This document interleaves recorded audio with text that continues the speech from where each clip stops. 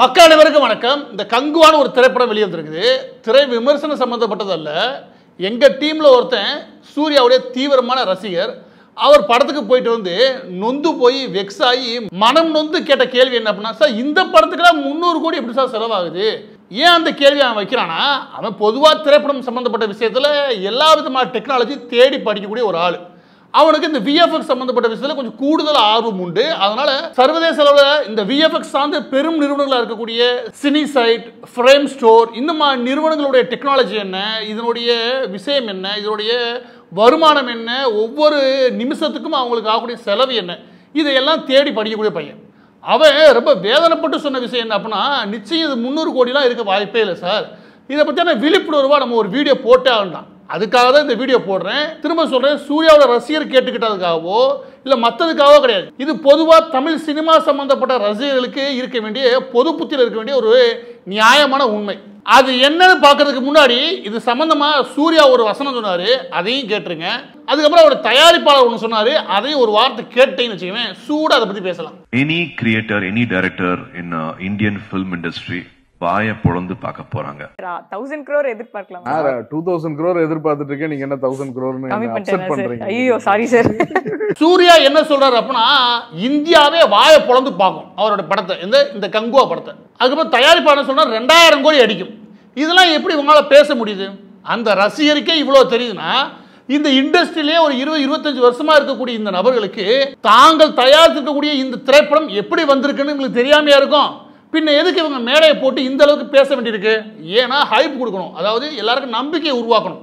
அந்த நம்பிக்கைன்றது இவங்களுக்கு எந்த மட்டத்துக்கு தேவை, எதனால தேவை, எதனால இவ்வளோ ஹைப் கொடுக்குறாங்க அப்படின்னு நீங்கள் புரிஞ்சுக்கோங்க. அவங்க முட்டாள் இல்லை, பார்க்கக்கூடிய இல்லை கேட்கக்கூடிய அதை நம்பக்கூடிய ஜனங்கள் தான் முட்டாள். அது என்னன்னு கேளுங்க. அது என்ன அப்படின்னா, இவங்க கணக்குன்றது உண்மையிலேயே படத்தை எப்படி நம்ம கொண்டு போது மக்களுக்கு திருப்திகரமாக கொடுக்கணுன்றது கிடையாது.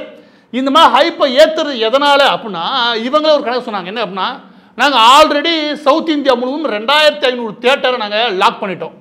நார்த் இந்தியா முழுவதும் ஒரு 3500 தியேட்டரை லாக் பண்ணிட்டோம். உலகம் முழுவதும் சுமார் 10,000 தியேட்டர்களை நாங்கள் லாக் பண்ணியிருக்கோம். 10,000 தியேட்டர்களை லாக் பண்ண ஏற்கனவே ஸ்க்ரீன் சொல்கிறோன்னு வச்சுக்கோங்க. 10,000 ஸ்க்ரீனில் இந்த திரைப்படத்தை வெளியே கொண்டு வந்தோம்னு வச்சுக்கோங்க. இவங்க முதலாவது வைக்கக்கூடிய கோரிக்கை, இதை கொஞ்சம் கூர்மையாக கவனிங்க. இது என்ன அப்படின்னா, 10,000 தியேட்டரோ இல்லை 10,000 ஸ்க்ரீனோ இப்படி நீங்கள் வச்சுக்கோங்க. ஒரு நாளைக்கு நீங்கள் அந்த ஸ்க்ரீனில் சராசரியாக 4 ஷோ ஓட்டைன்னு வச்சுக்கோங்க.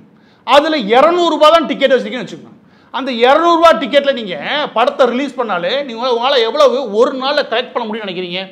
சுமார் 80லேருந்து 160 கோடி கலெக்ட் பண்ண முடியும். 200 ரூபான்னு வச்சா சுமார் 160 கோடி வரைக்கும் கலெக்ட் பண்ண முடியும்னு வச்சுக்கோங்க. ஏதாவது இந்த 10,000 ஸ்க்ரீனில் ஒரு நாளைக்கு 4 ஷோ மினிமம் ஓட்டி, மினிமம் குறைஞ்சபட்சம் அதில் சீட் எண்ணிக்கை இருக்குல்ல, அதில் 100லேருந்து 150 இருந்தாலே நம்மளால் எவ்வளோ கலெக்ட் பண்ண முடியும்? சுமார் 100லேருந்து 160 கோடி கலெக்ட் பண்ண முடியும். இதே எங்களோட திட்டம். இவங்க எப்படி அந்த தியேட்டரில் விற்பனை செய்வாங்க அப்படின்னா, இந்த பாருங்க, நாங்கள் ஒரு படம் எடுத்து வச்சுருக்கோம். அந்த படத்தை நாங்கள் எடுக்கிறதுக்கு 300 கோடிக்கு மேலே செலவாயிருச்சு. இந்தாங்க இந்த திரைப்படம், இந்த படத்தை நீங்கள் வெளியிடுங்க. வெளியிட்டுட்டு அதில் முதலாவது 3 நாள் வருது பாருங்க, அந்த 3 நாளுக்கான ஷோ இருக்கு இல்லையா, அதில் 70% 75% கிட்ட கொடுத்துருங்க அப்படின்னு சொன்னா வச்சுக்கோங்க. சுமார் 100 கோடி கலெக்ட் ஆகுனா 70 கோடி இவங்க கையில் கொடுத்துடணும். 120 கோடி கலெக்ட் ஆகுனா சும்மா 80 கோடி வரைக்கும் இவங்க கையில் கொடுத்துடணும். இதுதான் இவங்க கணக்கு. ஒரு 3 நாள் கலெக்ட் பண்ணணும்னு வச்சுக்கோங்க. இவங்க கைக்கு வந்து வச்சுக்கோங்க, சும்மா 300லேருந்து 350 கோடியை வாங்கிடலாம். இதை நம்ப வைக்கணும். யாரை? தியேட்டர் உரிமையாளரை நம்ப வைக்கணும், டிஸ்ட்ரிபியூட்டர் நம்ப வைக்கணும். அப்போ பெரிய கதையை கட்டி விடணும். ஆகா ஓகனு கதையை கட்டி விட்டாதான் எல்லாரும் நம்புவான். எல்லாரும் நம்புனாதான் நம்ம சொல்றதுக்கு வாங்குவான். அப்போ எந்த இடத்துல இந்த திரைப்பட தயாரிப்பாளர்கள் அவர் 2000 கோடி சொல்றாரு அப்படின்னா, இப்படி 10,000 திரையரங்களை சோலாவா ரிலீஸ் பண்ணோம்னா எப்படி 10 நாள் இந்த படம் நின்று ஓடினா கூட போதும். 10 நாள் ஓடினா கூட போதும். நமக்கு என்ன கிடைக்கும் அப்படின்னா, 1600 கோடி வரைக்கும் வசூல் பண்ணிச்சு நம்ம ஊருக்குள்ள சொல்லிக்கலாம் அப்படின்றதான் இவங்களுடைய திட்டம். அதனால தான் தமிழ், மலையாளம், தெலுங்கு, கன்னடம், ஹிந்தி எல்லா லாங்குவேஜ்லையும் ரிலீஸ் பண்ணுறது சொன்னது. இவங்க பாடுபட்டது எதுக்குன்னா, இதில் ஒரு பெரிய பில்டப் கொடுத்து இத்தனை தியேட்டரில் 5 நாளாக ஓடிடணும். அதிகபட்சம் 10 நாள் ஓடிடும், பிரச்சனை கிடையாது. எப்படி 2 வாரம் ஓடினாலே போதும். நமக்கு தேவையான அமௌண்ட் என்ன? ஒரு 500 கோடி வரைக்கும் வந்தால் போதும். இதுதான் இவங்களுடைய அடிப்படை திட்டம். இப்போ இந்த அளவுக்கு பில்டப் கொடுக்கறதும் இல்லை, இதை வச்சு ஒரு வருமானத்தை உருவாக்குறதுக்கான திட்டமிடல் தப்பெல்லாம் கிடையாது. அதை உருவாக்கிட்டான்னு வச்சுக்கணும். ஆனால் அதுக்கேற்ற பொருள் ஒன்றை இருக்கானா? கிடையாது. அதுதான் நீங்கள் அந்த இடத்துல நீங்கள் புரிஞ்சுக்கணும்.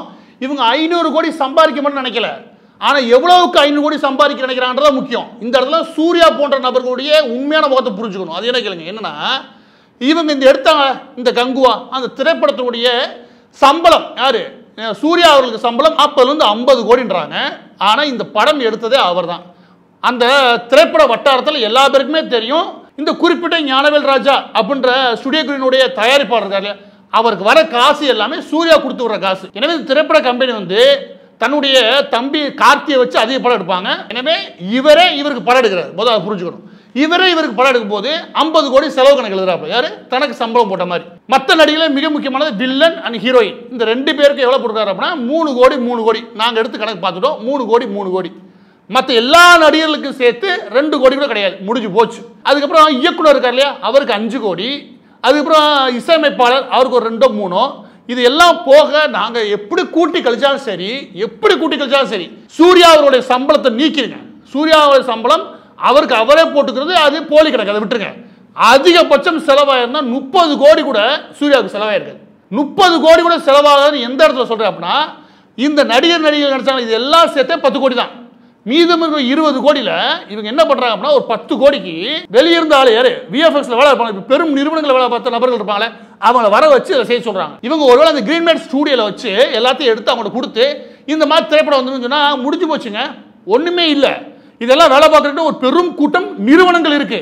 அந்த நிறுவனங்கள் கையில் கொடுத்து அமர்க்கலமா முடிச்சு கொடுத்துருவானுங்க. நான் சொன்ன நிறுவனங்களுக்கு இந்த சினி சைட்டு, அதுக்கப்புறம் ஃப்ரேம் ஸ்டோர், இதெல்லாம் நீங்க தயவுசெய்து போய் பாருங்க. எப்படி படங்கள் எடுத்தாலும் தெரியும். நான் டிஸ்னிலாம் போல, டிஸ்னி அனிமேஷன் ஸ்டுடியோலாம் போல, இந்த மாதிரி சின்ன சின்ன கம்பெனிகள் போங்களேன், சராசரியா ஒரு 20-25 லட்சம் கேட்குறாங்க. நீங்க அரை மணி நேரத்துக்கு நீங்க எப்படி கணக்கு கூட்டி பெரிய பெரிய நிறுவனங்களை கொடுத்தா கூட அதிகபட்சம் போச்சுன்னா 20 கோடி தாண்டாது. முக்கால்வாசி படத்துக்கு இவங்களுக்கு விஎஃப்எக்ஸ் தான் யூஸ் ஆயிருக்கு. கரெக்டா? தீ எரியறதுலேருந்து, இடி இடிக்கிறதுலேருந்து, தண்ணி போறதுலேருந்து, கப்பல் வரதுலேருந்து எல்லாமே விஎஃப்எக்ஸ் தான். அப்போ இவங்க கிரீன் மேட்ல சும்மா கத்திட்டு அவன் கையில் கொண்டு கொடுத்தா அவன் வேலை இதுக்கப்புறம் எல்லாமே. ஆனால் அந்த 20 கோடி கூட இவங்க செலவு பண்ணல. யாரு? இவங்க செலவு பண்ணாம வெளியிருந்த ஆளை வர வச்சு ஈஸியா முடிச்சிட்டானுங்க. தமிழக திரையுலகமே எப்படி அப்படின்னா, ஆரம்ப காலம் முதல் கருப்பு பணத்தை வெள்ளையாக்கிறதுக்கான வேலை நடக்கணும்னு வச்சுக்கோங்க. இதுல என்ன நடந்திருக்கு அப்படின்னா 300 கோடிக்கு கணக்கில் இருக்காங்க. அப்ப 300 கோடிக்கு கருப்பு பணத்தை ஒயிட்டா மாத்திரக்கான வேலை நடந்திருக்கு. ஒன்று.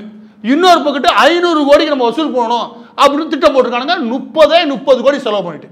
இது எவ்வளோ பெரிய திருட்டு வேலை நீங்க சொல்லுங்க.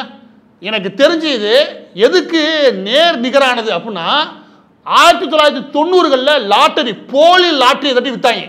அந்த போலி லாட்டரி சீட்டை வித்து, அதாவது அந்த தாளுக்கு நம்ம இன்னொரு தாள் கொடுக்குறோம், ஒரு 200 தாளை கொடுக்குறோம், ஒரு லாட்டரி சீட்டை வாங்குறோம். அதே மாதிரி இன்னைக்கு ரசிகர்களையும் சினிமா விரும்பக்கூடிய நபர்களையும் இவங்க என்ன பண்றாங்க, நம்ப வச்சு தியேட்டருக்கு வர வச்சு அந்த டிக்கெட்டை வாங்க வைக்கிறதா இவங்க வேலை. தயவு செஞ்சு படத்துக்கு போகாதீங்க. ஃபர்ஸ்ட் பார்ட் செகண்ட் பார்ட்னு சொல்லி ஏமாத்துறாங்க, மக்களை நல்லா ஏமாத்துறாங்க. ஃபர்ஸ்ட் பார்ட் உள்ள கேவலம், விஎஃப்எக்ஸுங்கிற பேரில் என்னென்னமோ பண்ணி வச்சுருக்கிறாங்க. நம்பிடாதீங்க. சூர்யா ஃபேன்ஸாக இருந்தாலும் கலாய்ப்பாங்க. 4 மணி ஷோ வந்த எஃப்டிஎஃப்எஸ் ஃபேன்ஸ் எல்லாருமே சொல்லுவாங்க படம் வேஸ்ட்டு. யாராச்சும் நல்லா இருக்குன்னு சொன்னாங்கன்னா அவங்கள என்ன நல்லா இருந்துச்சுன்னு மட்டும் ஒரு வார்த்தை கேட்க சொல்லணும். சூர்யா கஷ்டப்பட்டு நடிச்சிருக்காரு, அது கஷ்டமே பண்ணல ப்ரோ. இந்த படத்தில் கற்றுங்க, சும்மா எப்படி வேணால் நடிங்க, ஓவர் ஆக்ட் பண்ணுங்கன்னு மாதிரி தான் இருந்துச்சு. ஒரு ஸ்கோப் எதுவுமே இல்லை, ஒரு எமோஷன் சென்டிமெண்ட் எதுவுமே ஒர்க் ஆகலை. செஞ்ச படம் பார்க்காதீங்க, ஓடிடியில் வந்து அதில் அதுதான் இவ்வளோ ஹைப் கொடுக்குறாங்க. ஹைப்பை கொடுத்து கடைசி அவன்கிட்ட அந்த 200 ரூபாய் திருடணும். வேற என்ன அர்த்தம்? அந்த போலி லாட்டரி டிக்கெட்டுக்கு இவங்களுக்கு என்ன அர்த்தம்? இவங்க 300 கோடியில் ஆரம்பிச்சு இவங்க கொடுத்த எல்லா ஹைப்புமே நம்ப வச்சு ஏமாத்துறதுக்காக தான். அவனும் உங்களுக்கு இந்த லாட்டரி சீட்டு வாங்கணும்னு வச்சுக்கவே 2 கோடி விழுகும், 1 கோடி விழுகும் சொல்லி நம்ப வச்சு ஏமாத்தினான். எது? போலி லாட்டரி டிக்கெட்டு. 2க்கு பெரிய வித்தியாசம் கிடையவே கிடையாது. இது மிகப்பெரிய திருட்டு வேலை. இது ஒரு பெரிய திருட்டு கும்பலே தெரியுது. அதுவும் தமிழ் சினிமாவில் தலைவிரிச்சு ஆடு. எனவே பதிவோட இறுதியாக சினிமா ரசிகர்கள் நான் சொல்ல வேண்டிய விஷயம் என்ன அப்படின்னா, உங்களுடைய ரசிகர் மட்டும்ன்றது உங்களை முட்டாளாக்கக்கூடாது. நீங்கள் முட்டாளானது மட்டும் இல்லாமல் ஊரில் இருக்கிற எல்லாத்தையும் முட்டாளாக்கி தெரியக்கூடாது. அது ஒரு பெரிய பைத்தியக்காரத்தனம்னு தோணும் எனக்கு. ஏன் நான் சொல்கிறேன் அப்படின்னா, அவ்வளோ வசூல் பண்ணிருச்சு, இவ்வளோ சேலரி கூடிருச்சு. யாருக்கு? உனக்கா? உன் காசை வாங்கியே வசூல் பண்ண போது அந்த வசூலும் உன்னை ஏமாற்றி பண்ணால், என்னை ஏமாத்துறான் அப்படின்ற ஒரு எண்ணமாக உனக்கு இருக்கணுமா இல்லையா? என்னை ஏமாத்திட்டான்ற எண்ணம் கூட உனக்கு இல்லாமல் அதில் என்ன நீ முட்டு கொடுத்துக்கிட்டு இருக்க? நான் கேட்குறேன், உன்னை ஏமாத்துறான்றதை ஏமாத்துறான்னு சொல்லி பழகு. நல்ல படத்துக்கு வரவேற்பு கொடுக்குறியா? நான் பாராட்டுறேன். அது லோ பட்ஜெட்டாக இருந்தாலும் இதுவும் லோ பட்ஜெட் தான். ஆனால் ஊருக்குள்ள ஹைப் கொடுக்குறது. இவனும் 30 கோடி எடுக்க வேண்டியது, அங்கேயும் 30 கோடி செலவாக வேண்டியது. என்ன இவன் கணக்கு எழுத முடியல, அவன் கணக்கு எழுத முடியல, அவ்வளோதான். இந்த லோ பட்ஜெட்டாக இருந்தாலும் சரி, நல்ல படத்துக்கு வரவேற்பு கொடுக்குறீங்களா? நல்லா இல்லையா? உன்னுடைய எவ்வளோ பெரிய விரும்ப நடிகர் நினச்சா கூட அது தப்புன்னு சொல்லிப்படாது. அப்போதான் நீங்கள் ஒரு 200 ரூபா கொடுத்து ஒரு 3 மணி நேரம் போய் நிம்மதியாக உட்காருன்ற இடத்துல உட்காந்து மன உளைச்சலை பண்ணி அனுப்பக்கூடாது இல்லையா? மற்ற ஷோக்கு வரவங்களுக்கு கொஞ்சம் பஞ்சு கிஞ்சி எதனா குத்த அனுப்புங்க, வரும் உள்ளே வச்சுன்னு உட்காரட்டும்.